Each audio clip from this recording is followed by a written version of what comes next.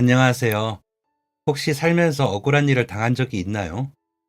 정말 억울한 일인데 그 잘못이 모두 저라고 이야기하지만 해명을 할 수도 해명해도 믿어주지도 않는 상황 말이에요. 상상만 해도 무척이나 끔찍하죠. 무척 안타까운 일이지만 저는 그런 일을 겪었었는데요. 아무리 이야기해도 아무도 제 말을 들어주지 않고 들어주려는 마음조차 없더라고요. 어린 시절 저는 요즘 친구들이 말하는 금수저 비슷한 거였어요. 우리 집은 무척 잘 살았었는데요. 엄청 넓은 마당이 있는 집에 그 당시 시골에서는 보기 드물었던 고급 자동차도 늘 주차되어 있었죠. 오래된 주택이기는 했지만 꽤 넓은 집이었고 솜씨가 좋은 분들이 잘 보수를 해주셔서 적절한 양식 구조가 섞인 곳이었어요. 넓은 마당에는 어머니가 키우시는 예쁜 꽃들이 사계절 내내 부족함 없이 펴 있었는데요. 마당에서 꽃에 물을 주고 다듬으시는 어머니에게는 늘 따뜻한 햇볕이 내려앉고는 했어요. 동화 속에 나오는 천사나 선녀가 실제로 있다면 저런 모습이지 않을까 하는 생각을 했었죠. 존경받는 아버지, 다정한 어머니, 그리고 저의 가장 친한 언니까지. 제 가족은 그야말로 완벽한 모습이었어요. 주변에서 다들 저희 집을 부러워했고, 단순히 좋은 집을 부러워하는 게 아닌 지적이고 화목한 제 가족의 모습들까지 부러워하고는 했죠. 그러다 보니 어릴 때를 떠올리면 늘 행복한 기억뿐이었어요. 고생이라고는 모르고 자랐고 늘 저를 사랑하고 위해주는 사람들에게 둘러싸여서 자랐으니까요. 특히 어머니 다음으로 어릴 때부터 저를 돌봐주던 아주머니가 계셨는데요. 제가 태어나자마자부터 저를 봐주기 시작하셨다고 해요. 그분뿐만 아니라 우리 집에서 일손을 도와주시던 많은 분이 제가 태어나기도 전부터 혹은 아버지랑 어머니가 결혼하기도 전부터 일을 하던 분들도 계셨어요. 그러다 보니 단순히 직원이 아니라 제 가족들에게는 그분들이 모두 제 2의 가족이나 다름없는 분들이었죠. 제 유일한 자매였던 언니는 무척이나 똑부러진 아가씨였는데요. 저보다 3살이 많았는데 그 또래 아이들보다 더 어른스러웠어요. 어머니의 미모와 아버지의 카리스마를 그대로 물려받아 다들 나중에 언니가 잘하면 아버지 사업도 물려받겠다며 입을 모아 칭찬하고는 했어요. 그러다 보니 저는 자연스럽게 언니를 동경하게 되었는데요. 아주 어릴 때부터 언니가 하는 일이라면 뭔지도 모르고 따라하고는 했어요. 언니가 앉아서 책을 읽으면 괜히 옆에 동화책이라도 들고 가서 읽는 척을 하고 피아노를 연습하면 저도 곁에 앉아 손가락을 움직이며 따라해보고는 했죠. 생각해보면 언니를 귀찮아질 정도로 졸졸 쫓아다니면서 물 마시는 모습까지 따라했던 것 같아요. 부모님과 언니, 그리고 일하는 분들까지 저에게는 누구 한 명도 빼놓을 수 없는 소중한 가족들이었어요. 제 어린 세상의 전부였다고 해도 과언이 아니었죠. 그 작고 행복한 세상은 계속될 것 같았지만 세상의 많은 것들이 그렇듯 영원한 것은 어디에도 없는 법이었죠. 그날은 유난히도 추운 겨울날이었어요. 추운 걸 몹시도 싫어했던 저는 날이 추워지면서 자주 투정을 부리거나 떼를 쓰고는 했어요. 그리고 사건이 발생한 날은 제 고집이 극도로 다다른 때였죠. 아버지와 사업으로 오래 알고 지낸 분이 크게 잔치를 벌여서 제 가족과 일하는 분들까지 모두 초대했어요. 집안끼리 오래 알고 지낸 사이였기에 저희가 찾아뵙고 자리를 빛내는 것이 매우 중요했어요. 대부분의 사업적 관계가 그러하듯이요. 그런데 하필이면 초대를 해준 그날이 제 생일이었죠. 문제는 거기서부터 시작되었어요. 며칠 전부터 아버지께서 그날은 다 같이 잔치에 가야 한다고 이야기를 꺼낸 순간부터 저는 입이 잔뜩 튀어나와 툴툴거렸어요. 제 생일에 왜 남의 잔치에 가야 하냐며 나는 생일 파티를 하고 싶다고. 언니 생일은 한 번도 다른 날에 한 적 없으면서 왜 제 생일에만 그러냐면서 잔뜩 화가 나서 성질을 부렸어요. 그도 그럴 게 언니 생일에는 친구들도 잔뜩 초대해서 어머니가 맛있는 음식에 달콤한 케이크와 빵까지 가득 준비해 주셨거든요. 그때가 기억이 나면서 다녀와서 다음날 파티를 해주겠다는 부모님이 미워졌어요. 더 웃긴 건 저는 평소에 생일에 대해서 그렇게 신경 쓰는 아이가 아니었다는 거예요. 그냥 생일인가 보다 하고 주변에서 축하해주면 고맙게 받고 부모님이 가지고 싶은 선물을 이야기하라고 해도 딱히 갖고 싶은 게 없다며 어물쩍 넘기고는 했던 애였어요. 하지만 사람에게는 어떤 기운이라는 게 있는 건지 그의 생일날은 유독 특별한 의미를 두면서 내 생일 챙겨달라고 울고불고 떼를 썼죠. 부모님은 전날 제가 원하는 케이크랑 선물을 사주겠다며 회유하려고 했지만 저는 무조건 당일에 축하를 해야 한다며 고집을 부렸어요. 그리고 결국 당일까지 떼를 쓰는 저 때문에 부모님은 큰 결정을 하셨어요. 저만 빼고 잔치를 가기로 한 거죠. 아마 이 넓은 집에 혼자 있으라고 하면 울면서라도 따라가겠다고 할 것 같아서 그러셨던 것 같은데 저는 끝까지 고집을 부리며 그럼 혼자 집에 있겠다고 울면서 방으로 들어가 버렸죠. 그런 제 모습이 마음이 쓰였는지 어머니랑 언니가 떠나기 전 방으로 슬며시 들어와 이따 오는 길에 맛있는 거 많이 가지고 오겠다며 저를 달랬어요. 저는 혼자서 방에서 엉엉 울다가 아버지가 우리 진짜 간다? 정말 안 갈 거지? 하는 이야기에도 엉엉 우는 소리만 내면서 방에 틀어박혔죠. 그렇게 한참을 방에서 울다가 어느새 잠이 들었나 봐요. 눈을 떴더니 밖은 이미 컴컴해져 있었어요. 방문을 열고 밖으로 나와 보니 가족들은 아직 돌아오지 않았는지 집안은 조용하니 인기척 하나 나지 않았어요. 저는 부엌에 혹시 배고프면 챙겨 먹으라고 어머니가 두고 간 밥을 먹으며 조금은 누그러진 마음으로 언제 가족들이 오려나 문 쪽만 쳐다보고 있었어요. 실컷 울고 자고 일어나니 내가 조금 너무했다는 생각이 들면서 혼자 집에 있으려니 쓸쓸하고 무섭다는 생각도 들었어요. 그래서 가족들이 돌아오면 미안하다고, 내가 너무 때를 썼다고, 잘못했다고 이야기해야겠다고 생각하고 있었죠. 그리고 아버지도 꼭 안아드려야겠다 싶었어요. 하지만 밥을 먹고 마루에 앉아 아무리 기다려도 대문 앞에는 인기척도 없었어요. 어느새 푸르스름한 저녁에서 완전히 하늘이 컴컴해졌는데도 아무런 소식이 없었죠. 얼마나 시간이 흘렀을까 기다리다가 다시 깜빡 잠이 든 저는 다시 눈을 떠 집 안으로 들어가 시계를 쳐다봤어요. 자정이 넘어 새벽을 향해 가고 있는 시간이었는데 여전히 아무도 집에 오지 않은 것이 점점 이상하다고 느끼고 있었죠. 기다림이 어느새 두려움으로 번져 눈물이 막 터져 나오려고 하는데 갑자기 대문 두드리는 소리가 들렸어요. 저는 밖으로 나가 대문을 열었고 거기에는 근처에 사는 작은아버지가 서 계셨죠. 얼굴이 새하얗게 질려서 땀을 뻘뻘 흘리며 우리 집까지 뛰어오신 듯 했어요. 그리고 저에게 가야 할 곳이 있다며 얼른 나서자고 하더라고요. 무슨 상황인지도 모르고 작은 아버지를 따라 집을 나섰어요. 한참을 차를 타고 달려가 보니 한 병원 앞이었어요. 그때부터 알 수 없는 불안과 공포가 저를 덮치면서 온몸이 사시나무 떨리듯 떨려왔어요. 그리고 병원 안으로 들어가니 곳곳에 피도 보이고 사람들이 엄청 다급하게 여기저기 뛰어다니고 있었어요.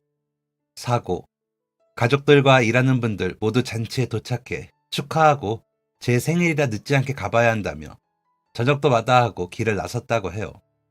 그리고 집으로 오는 길, 나란히 언덕길을 올라가던 중 먼저 내려가던 차에 갑자기 이상이 생기면서 뒤따라오던 차와 추돌이 발생했고 길이 워낙 험했던 터라 언덕 아래로 차가 추락하면서 제 가족을 포함해 일하는 분들까지 대부분 그 자리에서 사망했다고 하더라고요. 가까스로 급하게 병원으로 옮겨진 몇 분도 매우 위급한 상황이었던 터라 수술에 들어가기도 전 숨을 거뒀고요. 졸지에 저는 그 자리에서 온 가족을 잃었어요. 말 그대로 정말 온 가족을 잃었죠.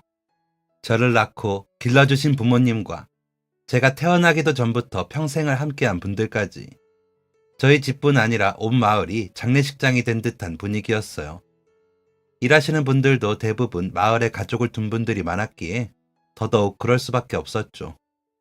정말 마을 전체가 슬픔에 빠졌고 오랫동안 주민들로부터 사랑과 동경, 관심을 받아왔던 우리 가족에게 생긴 비극이라 더 큰 이슈가 되었죠. 하지만 이런 슬픔 속에서는 작은 수군거림도 있었어요. 몇몇 말하기를 좋아하는 사람들이 그렇게 많은 사람이 죽고 유일하게 살아남은 저에 대해서 말을 지어내기 시작했던 거죠. 혼자 남아 불쌍하다, 안타깝다는 말도 있었지만 며칠 내내 제가 뿔난 모습을 봤던 어떤 사람들은 제가 사람들을 미워해 저주를 내렸다는 소문을 내기도 했어요. 두려워하는 눈빛, 안타깝게 여기는 동정하는 눈빛, 어느 쪽이든 집 밖을 나설 때마다 좋지 않은 시선들이 저를 향했어요. 마을에 있는 모든 사람이 저를 쳐다보는 것만 같았죠. 사람들을 대하는 게 무섭고 두려웠고 앞으로 혼자서 어떻게 살아야 할지도 막막했어요. 제 앞으로 막대한 유산이 남겨져 친척분들은 모두 저를 데려가겠다고 했고 그나마 제 가족과 가까웠던 작은 아버지께서 저를 걷어주기로 하셨어요. 작은 아버지가 사시는 곳은 그래도 원래 제가 살던 동네에서 조금 떨어진 곳에 있었는데요. 인적이 드문 산 쪽에 집이 있다 보니 사람들을 마주칠 일도 적고 한결 지내기가 편안했어요. 그곳에서 저는 가족을 잃은 슬픔도 조금씩 회복하고 주변의 시선으로 힘들었던 마음도 조금씩 안정을 찾아갈 수 있었어요. 어느새 시간은 흘러 다행히 별일 없는 저는 무탈하게 성장을 했어요. 고등학교를 졸업한 이후 작은아버지는 제 앞으로 나왔던 유산을 이제 온전히 제가 관리할 수 있도록 해주셨고 그 유산에는 오래전 살던 우리 집도 포함되어 저는 정말 오랜만에 어릴 때 살던 집으로 돌아갔어요. 저는 마을의 작은 가게에서 점원으로 일했어요. 유산이 있기는 하지만 그래도 제 밥벌이는 스스로 하면서 제 몫은 제대로 하고 싶었거든요. 그리고 가게에서 일하던 중 남편을 만나게 되었어요. 남편은 근처 비료 공장에서 일하던 사람이었는데 어릴 때 부모님을 여의고 할머니와 살았다고 하더라고요. 그리고 할머니가 돌아가신 후 산소를 예전 고향으로 모시게 되었고 마침 거기가 제가 살던 동네였던 거죠.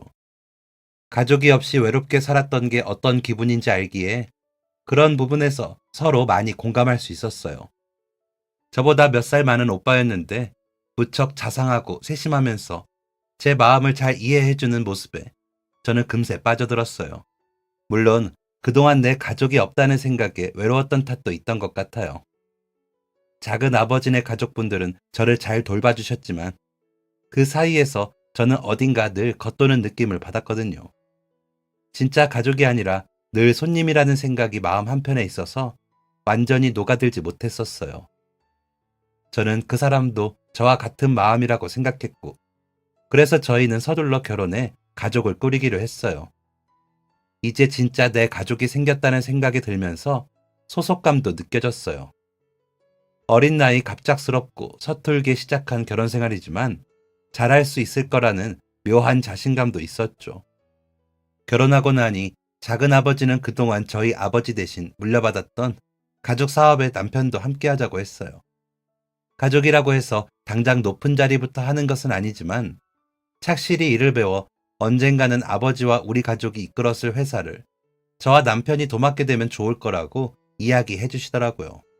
사업에는 크게 관심 없던 저는 망설였지만 남편은 지금 하는 일은 급여도 적은데 몸은 힘들어서 솔직히 체력이 언제까지 될지 모른다고 장래성이 없는 일을 계속하다가 나이 들거나 다쳐서 급하게 다른 일을 찾느니 차라리 가족 사업을 배우는 게 낫겠다며 저를 설득했어요.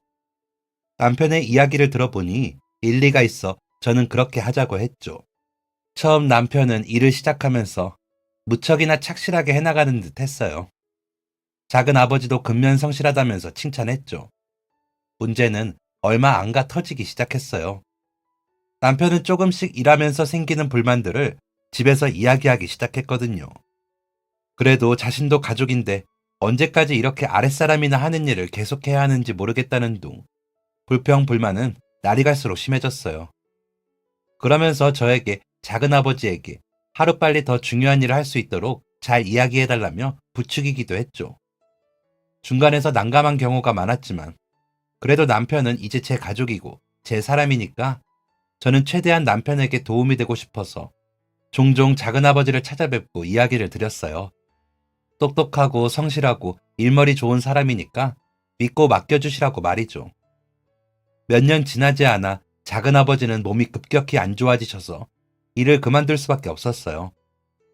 아예 다른 사람에게 맡길까도 했지만 그래도 저랑 남편이 있으니 가족에게 물려주는 게 낫지 않을까 싶어 사업은 이제 저희 남편이 물려받게 되었죠. 처음에는 별탈 없이 지나는 듯 했어요. 작은 아버지는 일선에서 물러나셨지만 여전히 뒤에서 그동안 함께 일했던 분들을 통해 일을 꼼꼼하게 봐주고 계셨거든요. 하지만 얼마 가지 않아 결국 지병으로 세상을 떠나게 되셨고 이제 사업은 오롯이 남편의 몫이 되었어요. 그리고 그때부터 모든 문제는 심각해졌죠. 남편은 사업을 운영해야 한다는 핑계로 매일 밖으로 나돌았어요. 집안 가업을 더 크게 만들어주겠다고 자기만 믿으라고 큰 소리를 치면서 마치 제 세상인 양 들떠 여기저기 돌아다니기 시작했죠. 사람들과 매일 술을 먹고 접대랍시고 여자들도 함께하는 듯 했어요. 크게 따지고 싶었지만 그래도 일하겠다는 사람을 너무 몰아세우는 것도 아닌 것 같아 참았죠. 그래, 사업하는 사람들은 다들 그렇다고 하더라 하면서 저 자신을 설득했어요. 그리고 이제 저에게는 유일한 가족이니 이 관계를 나쁘게 만드는 일은 아무것도 하고 싶지 않았어요. 그래서 이해심 많은 아내인 척, 다 괜찮은 척 그렇게 넘겼던 것 같아요. 하지만 시간이 지나고 보니 남편은 겉만 번지르르 한 사람이었어요. 행동보다 말만 앞서는 사람이었고 항상 결과는 없는 사람이었죠. 사업을 위해서라는 이야기는 그냥 허울 좋은 명분일 뿐이었고 회사 일에 제대로 신경도 쓰지 않으면서 이래저래 돌아다니며 돈만 쓰느라 생활비는 늘 아슬아슬했어요. 심지어 자기 마음대로 회사 업무나 사람들을 휘둘러 사람들의 신임도 많이 잃은 상태였고 좋은 임직원들은 이미 떠났거나 떠날 준비를 하고 있었죠. 그리고 옆에는 그저 남편의 돈을 한 푼이라도 더 뜯어내려는 사람들만 남았어요. 하지만 일이 이렇게 잘못되고 있다는 것을 저는 너무 늦게 알았어요. 어련히 알아서 잘하겠지. 무턱대고 남편을 믿기만 했던 게 잘못이었죠. 몇 년 사이 사업은 거의 문을 닫을 위기에 처했고 은행에서 대출까지 잔뜩 받고 동네 사람들에게 마을을 위한 좋은 아이디어가 있다는 명분으로 투자금까지 받아냈다고 해요. 더 충격적인 사실은 남편의 지인을 통해 알게 되었어요. 예전부터 알던 사이라던 여자는 알고 보니 저희 마을에 오기 전부터 동거하고 있던 남편의 여자였죠. 알고 보니 남편은 할머니가 돌아가신 후 우연히 우리 동네에 방문했다가 제 이야기를 듣게 되었다고 해요. 어릴 때 온 가족을 잃고 집안에 큰 유산을 물려받은 아이. 그 유산을 하나도 쓰지 않고 모아두었다는 소문을 듣게 된 남편은 고의로 저에게 접근했던 거였어요. 제 얼굴을 보면서 비웃듯이 그 이야기를 전하는 그 여자의 뺨이라도 날리고 싶었는데 그 순간에도 남편이 없으면 어떡하지? 라는 생각에 그럴 용기조차도 없던 저는 말없이 집으로 돌아왔어요. 그 당시 저는 아이를 임신 중이었거든요. 부모님 없이 성장하는 게 어떤 것인지 잘 알았기에 아무리 밉고 못난 남편이어도 차마 헤어지지는 못하겠다는 생각이 들었어요. 그리고 집에 돌아온 남편에게 소리를 지르며 울분을 토해냈죠. 남편은 적반하장으로 저에게 소리를 치더니 성을 내면서 집을 나갔어요. 그리고 그날 밤 술을 마시고 집으로 돌아오던 남편은 발을 헛디뎌 죽었어요. 남편의 사망 소식을 듣자마자 저희 애는 어떡하나 싶은 생각이 들었어요. 그리고 마을에는 또다시 흉흉한 소문이 퍼졌어요. 저랑 싸우고 남편이 사망했다는 이야기가 퍼지면서 제 가족이 사고를 당했을 때도 그렇고 역시 제가 원흉이라는 이야기가 떠돌았죠. 그동안 남편이 밖에서 하고 다닌 행실 때문에 저희 부부의 평판이 떨어져 있던 터라 이번에는 소문이 더 빠르고 나쁘게 퍼지는 듯 했어요. 이때다 싶어 너도 나도 한마디씩 거들게 된 거죠. 순식간에 저는 마을에서 가장 재수없는 여자가 되었어요. 가족도 남편도 잡아먹은 년. 사람들은 저에 대해 그렇게 이야기했어요. 더 큰 문제는 남편이 마을 부흥 사업인가 뭔가를 한다는 명목으로 사람들에게 돈을 빌린 채 죽었다는 거였어요. 그 돈은 대체 어디를 갔는지 저는 구경도 한 적이 없고 남편이 죽은 후에도 돈을 빌린 사람들에게 갚을 재산이 없었죠. 순식간에 저는 마을 사람들에게 배척당했어요. 시장에 계란 하나를 사러 가도 아무도 저에게 물건을 팔려고 하지 않았어요. 아이까지 임신한 상태였던 저는 밥도 제대로 먹지 못하며 지내다가 결국 마을을 떠나야겠다고 생각했어요. 사는 곳이 조금씩 달라지기는 했어도 태어나면서 지금까지 제가 자랐던 곳이고 저희 아이가 태어나면 이곳에서 같은 경험을 시켜주고 싶었는데 다음날 저는 짐이랄 것도 없지만 옷가지 몇 개와 주머니와 지갑을 털어나온 몇천 원을 챙겨 집을 나섰어요. 버스비라도 아끼려고 터미널까지 걸어가는 길. 그동안도 식사를 제대로 하지 못한 데다가 한참을 걸었더니 금방이라도 쓰러질 것처럼 어지러움이 느껴졌어요. 살던 곳을 벗어나 이웃마을에 들어섰는데 한 식당이 눈에 보였어요. 국수와 비빔밥을 파는 곳이었는데 당장 남은 돈으로는 차비도 겨우 할 수 있기에 밥을 먹을 수는 없었어요. 하지만 너무 배가 고파 도저히 한 걸음도 더 나설 수가 없겠더라고요. 마음속으로 수천 번을 고민하고 갈등하다 결국 무작정 가게 안으로 들어갔어요. 일단 자리에 앉아 식사를 주문하고 둘러보니 꽤 손님이 있는 식당이었죠. 사장님은 중년의 부부였는데 매우 상냥하고 친절하게 저를 안내해 주셨어요. 제 배를 보더니 아기 엄마였냐면서 이럴 때일수록 잘 먹어야 한다고 수육 몇 점도 서비스로 내주셨죠. 두 분이 친절하게 대해 주실수록 제 마음은 점점 무거워졌어요. 사실 돈을 안 내고 몰래 도망칠 생각이었거든요. 그러면 안 되지만 그때는 너무 배가 고파 그렇게라도 음식을 먹어야 할 것 같았어요. 식사를 다 마치고 저는 불안한 마음으로 주변의 눈치를 살피기 시작했어요. 어느새 가게의 손님은 한 차례 빠지고 홀에는 저 혼자뿐이었죠. 두 분은 설거지거리를 들고 주방 안으로 들어가셨고 한참 고민하다가 카운터에서 펜으로 정말 죄송하다고 다음에 와서 꼭 갚겠다는 메모와 함께 제 이름을 적어두고 돈을 내는 척하면서 가게를 빠져나왔어요. 심장이 너무 쿵쾅거리고 두 손이 벌벌 떨리는데 빨리 도망쳐야 한다는 생각에 덜덜 떨리는 다리를 억지로 끌면서 터미널을 향해 갔어요. 그런데 그때 누군가가 저를 부르면서 뛰어오더라고요. 얼른 도망치고 싶었지만 결국 남자 사장님이 달려와 제 어깨를 두드리며 불렀어요.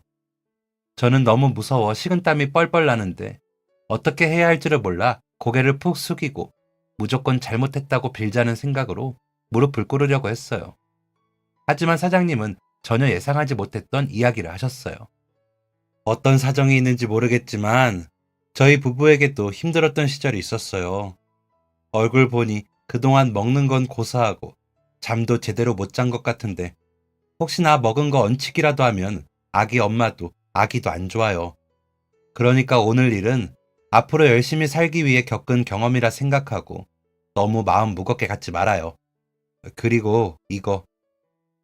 사장님은 저에게 몇만 원을 쥐어주셨어요. 차비에 보태서 사용하라며 이 동네 벗어나 다시 자리 잡고 아이도 잘 키우고 그렇게 살라면서 말이죠.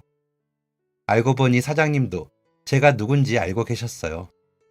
가게도 식당도 다 같이 단합해서 저한테 아무것도 팔지 않겠다고 한 것까지 다 알고 계셨던 거죠. 그래서 제가 처음 식당에 들어섰을 때부터 저를 안타깝게 여겨서 더 챙겨주려고 하셨던 거고 당연히 돈을 내지 못하겠구나 생각하셨다고 해요. 손에 차비를 쥐어주시면서 손을 꼭 잡아주시는데 잠깐이었지만 그 온도가 무척이나 뜨겁게 느껴졌어요. 그리고 차비를 손으로 움켜쥐면서 눈물을 흘리며 다짐했어요. 성공하겠다고. 어떻게든 성공해서 오늘 받은 은혜를 반드시 갚겠다고 말이죠. 터미널에서 무작정 표를 끊었어요. 친척분이 사는 지역으로 도착해 부끄러움을 무릅쓰고 벌어서 어떻게든 갚겠다고 돈을 빌렸어요. 간절하게 부탁하는 저를 차마 모른 척 할 수 없어 한 달치 방세를 빌려주셨고 그 돈으로 근처 제일 저렴한 여관을 잡았어요. 그리고 주변에 무작정 일자리를 찾으러 다녔어요. 겨우겨우 한 식당에서 저를 고용해 주겠다고 하셨고 저는 식당에서 일하면서도 시간이 남을 때마다 동네에서 박스도 줍고 공병도 주어 100원 한 푼이라도 벌기 위해 돌아다녔어요. 배가 점점 불러오면서 몸이 무거워지고 힘들었지만 이 악물고 버티면서 일했어요. 그리고 월급을 받을 때마다 방세를 빌려준 친척분에게 갚았어요. 그렇게 몇 달 죽어라 일만 했고 출산일이 다가왔어요. 어려운 상황에서 악착같이 사는 제 모습을 안타깝게 여긴 친척분이 병원에 데려가 아이를 낳을 수 있도록 해주셨어요. 일주일간 산후조리까지 도와주셔서 덕분에 저는 사랑스러운 아이와 무사히 만날 수 있었죠. 태어난 아이를 보니 새삼 깨닫는 게 있었어요.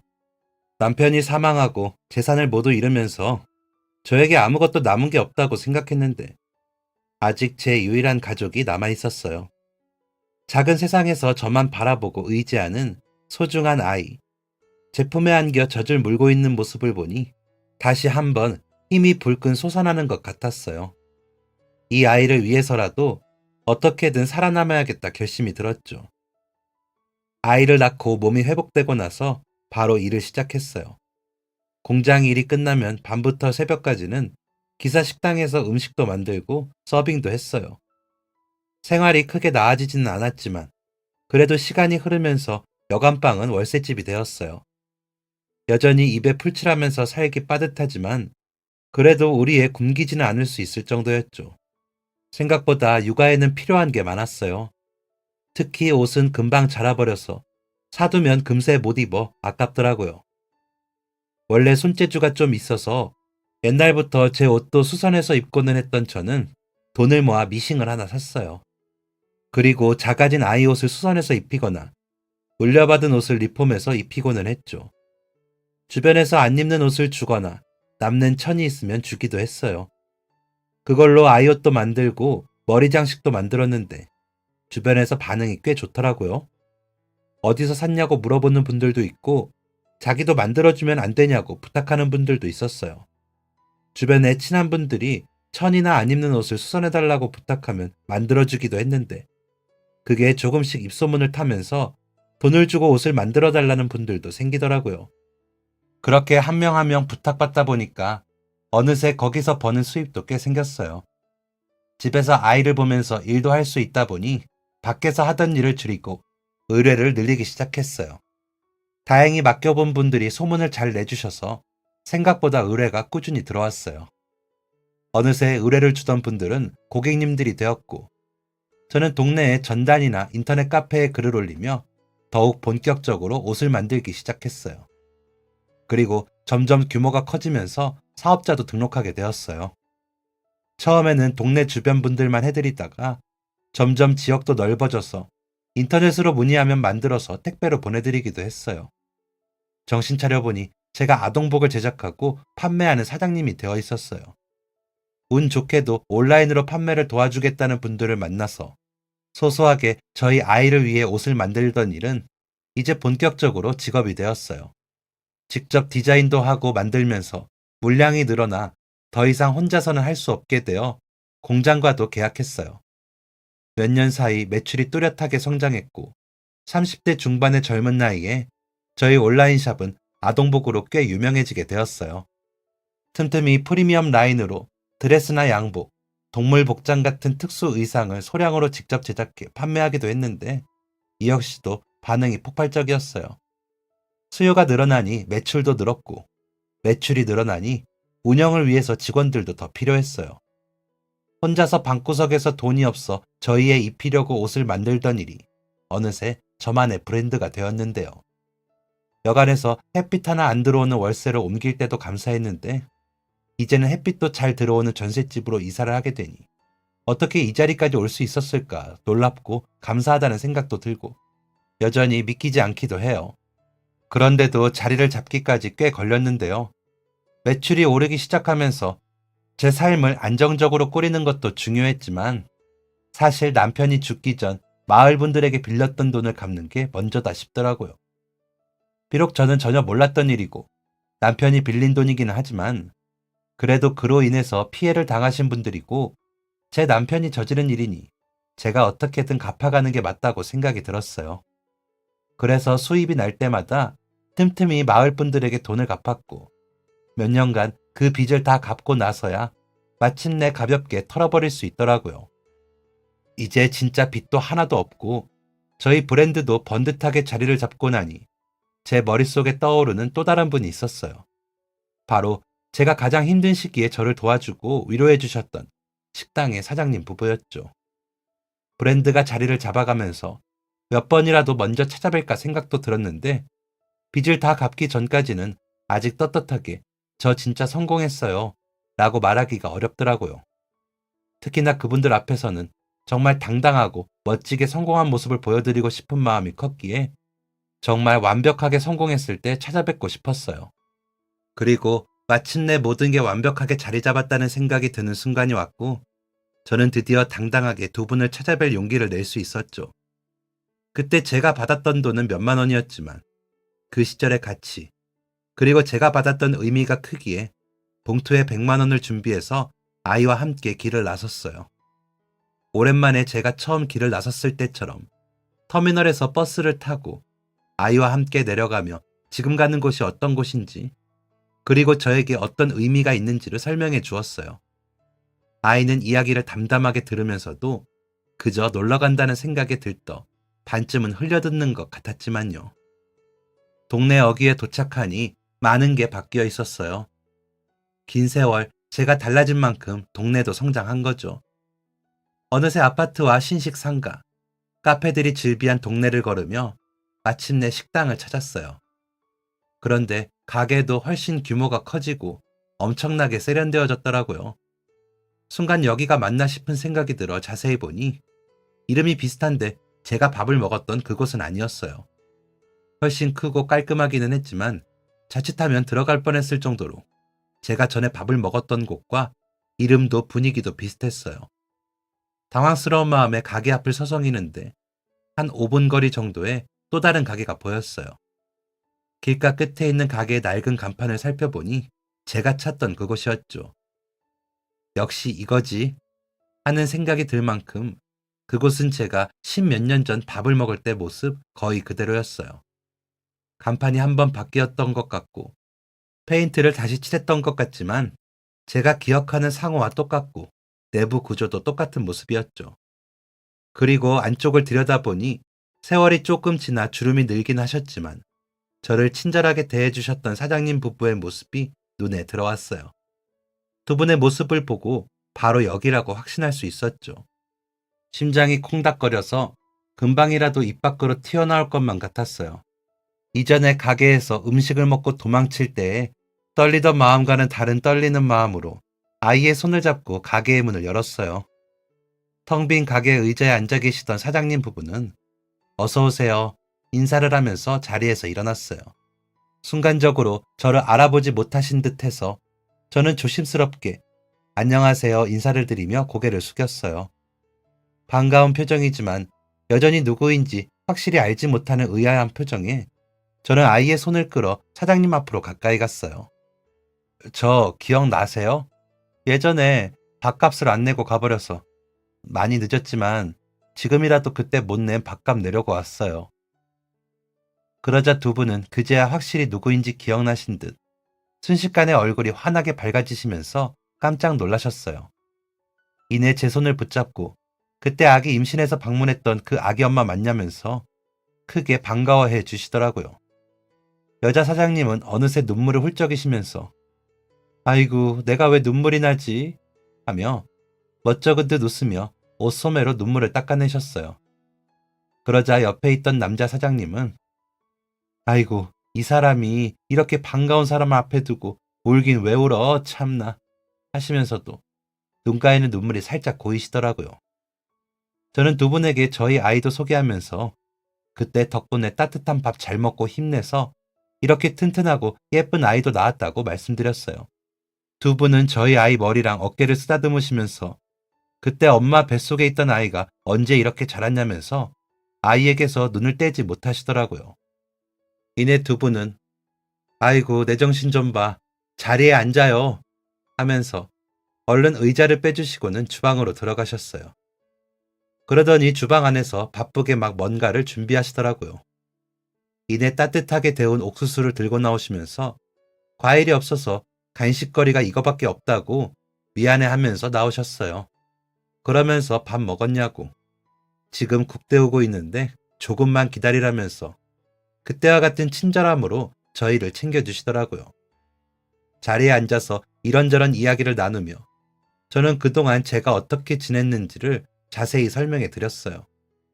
이야기가 끝나고 나니 두 분은 제 손을 잡으며 그동안 혼자서 얼마나 고생 많았냐고 너무 대견하고 기특하다면서 눈물을 글썽이시더라고요. 준비한 돈 봉투를 내밀자 화들짝 놀라셨어요. 뭐 하러 이런 걸 준비하냐고. 동네 사람들끼리 밥 한 끼 줄 수도 있는 거지. 됐다고 손사래를 치시더라고요. 저는 이걸 받으셔야 제 마음이 편하다고, 안 받으셔도 여기 두고 갈 거라고 고집을 부렸죠. 마지못해 봉투를 받아서 드시더니 왜 이렇게 봉투가 두껍고 무겁냐면서 안을 열어보시고는 다시 저에게 내미시더라고요. 서로 받아라, 못 받는다, 실랑이를 벌이다가 이제 이 정도 돈은 드릴 수 있을 만큼 성공했다. 제발 받아주시라. 사장사장한 끝에 겨우 돈을 드릴 수 있었어요.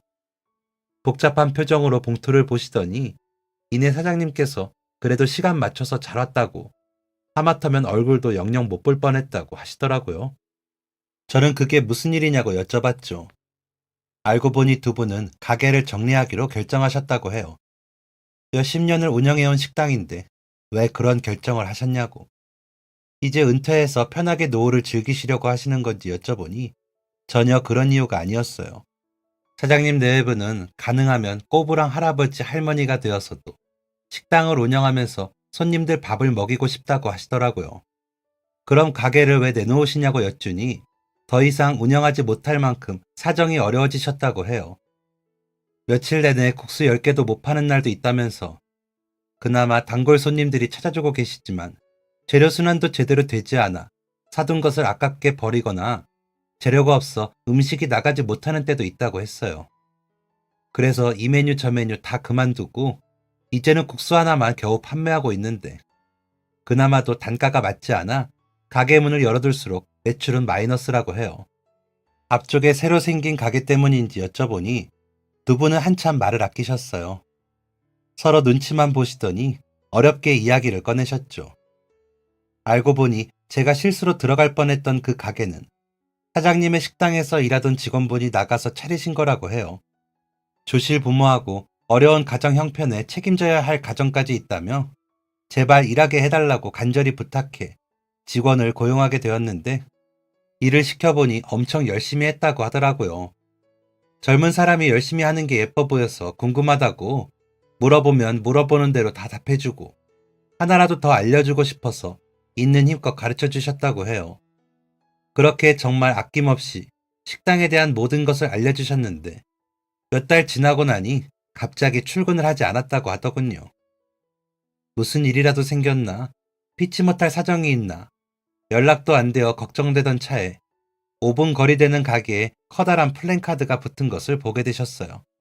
사장님네 식당이랑 상호가 거의 비슷한 데다가 원조 전통 표현들이 붙어 있었죠. 이게 뭔가 싶어서 부동산이랑 주변을 수소문해서 알아보니 사장님 가게에서 일하던 그 직원이 차린 가게였어요. 뭔가 뒤통수를 맞은 것 같아 억울한데 어디에 말할 곳도 없고 무작정 찾아가 그 사람에게 따지니 요리법에 무슨 특허가 있는 것도 아니고 가게 이름도 비슷한 곳이 얼마나 많은지 아냐면서 오히려 당당하게 굴었다고 하더라고요. 너무너무 황당하고 억울했지만 방법이 없었어요. 가게가 문을 열고 나니 똑같은 레시피에 훨씬 깔끔한 내부, 넓고 쾌적한 시설까지 사람들은 자연스럽게 그쪽 식당으로 발걸음을 옮겼죠. 그래도 묘하게 손맛이 다르다며 찾아주던 분들도 있었어요. 매출을 크게 빼앗겼지만 그것만으로도 만족이 되지는 않았는지 그분은 사장님네 가게에 대해 일부러 악의적인 소문을 만들기 시작했어요. 거기서 머리카락이나 이물질이 나왔다는 거짓말로 사람들을 현혹하고 일부러 사람들이 오해할 수 있는 사진을 찍어 온라인에 공유하며 불친절하다, 재료를 재활용한다 등등 온갖 루머를 만들었더라고요. 소문은 순식간에 퍼졌고 그러다 보니 그나마 있던 손님들마저 발길을 완전히 끊게 되었어요. 이야기를 듣고 나니 저도 덩달아 화가 났어요. 분명 저를 도와주셨을 때처럼 사장님은 따뜻한 마음으로 그분을 고용해서 일을 가르쳐 주셨던 것일 텐데 이런 식으로 갚다니 너무 나쁘다는 생각이 들었어요. 저는 바로 지인들에게 연락을 돌렸어요. 그리고 법률적인 조언을 받을 수 있는 곳을 알아보기 시작했죠. 그리고 마침내 하지만 그 사람 말대로 요리법이라는 게 특허로 나와 있는 것도 아니다 보니 시시비비를 가리는 게 쉽지 않을 거라고 했어요. 민사소송으로 이어지면 시간도 비용도 많이 소요될 거라고요. 비용이라면 얼마든지 부담해드리고 싶었지만 여린 사장님들이 그 긴 소송 기간을 견딜 수 있을까 싶은 생각이 들었어요. 그래서 다른 방향으로 도움을 드려야겠다 싶었죠. 회사의 사정을 이야기하고 저는 아이와 며칠 더 그 근처에 머무르면서 주변에 괜찮은 상권이 있는지 알아보기 시작했어요. 그리고 때마침 좋은 매물을 발견하게 되었고 저는 바로 그 가게를 계약했죠. 사장님 부부에게도 이야기를 드렸어요. 근처에 마침 너무 좋은 가게 자리가 나와서 계약했다고. 오래 정든 곳이기는 하지만 식당을 이전하자고 이야기를 드렸죠. 사장님은 식당을 옮기는 것보다 저에게 금전적, 시간적 피해를 주는 게 미안하다면서 거절하셨어요. 그리고 저희는 또다시 실랑이를 이어갔죠. 결국 저는 그냥 드리는 게 아니라 예전에 저를 도와주셨던 것처럼 저도 기회를 드리는 것뿐이라고, 너무 훌륭한 식당이라 투자하는 거라고 설득했어요. 그리고 마침내 매출의 일부분을 제가 받는 거로 결론이 났죠. 주변의 지인들을 소집해 리모델링도 멋지게 하고 제가 아는 고객분들 중 인터넷에서 힘 좀 쓰는 분들에게 부탁해 식당 소문도 제대로 낼 수 있도록 했어요. 몇몇 지인분들을 초대해서 밥을 사드렸는데 제가 아는 분이라서 하는 이야기가 아니라 정말 너무 음식 맛이 훌륭하다면서 칭찬하시더라고요. 덕분에 오픈한 지 얼마 되지 않은 시점부터 홍보가 열심히 진행되었어요. 다들 입소문을 듣고 하나둘 식당을 찾아주시더니 음식 맛과 사장님 부부의 친절함을 맛보고는 금세 단골이 되었어요. 그러다 보니 자연스럽게 멀지 않은 거리에 같은 메뉴를 파는 그 나쁜 사람이 차린 가게는 매출도 손님도 줄어들었어요. 그 사람에게 직접적으로 시원한 복수는 하지 못해 아쉽지만 복수할 힘을 제가 애정하는 사람들에게 투자해 더 좋은 결과를 낼 수 있도록 했죠. 다행히 식당은 제 예상처럼 많은 분이 찾아주시는 맛집이 되었고 사장님들은 이게 다 제 덕분이라며 너무 감사하다고 매달 매출의 일부를 저에게 보내주고 계세요. 그리고 저로 인해서 깨달은 게 많다며 수익의 일부는 또 지역에 있는 미혼모분들을 위해 후원도 하고 계신다고 하더라고요. 솔직히 그때 절박했던 저에게 사장님이 주셨던 도움이 더 큰 의미였는데 제 여유 있는 주머니에서 나온 도움을 이렇게 고맙게 받아주시다니 제가 더 감사한 마음이에요. 그리고 사장님이 베푸신 마음을 본받아 저도 저희 지역 내의 미혼모분들을 위해서 후원을 진행하기로 했어요. 사실 혼자 아이를 키워본 사람으로서 제가 먼저 나서서 했어야 하는 일인데 너무 늦었다는 생각이 드네요. 제 아동복 판매도 꾸준히 성장하고 있고 사장님들의 식당도 잘 되고 저희 아이도 어디 하나 아픈 곳 없이 건강하게 자라주고 있는데요. 더할 나위 없이 행복하다는 말이 실감나는 요즘이에요.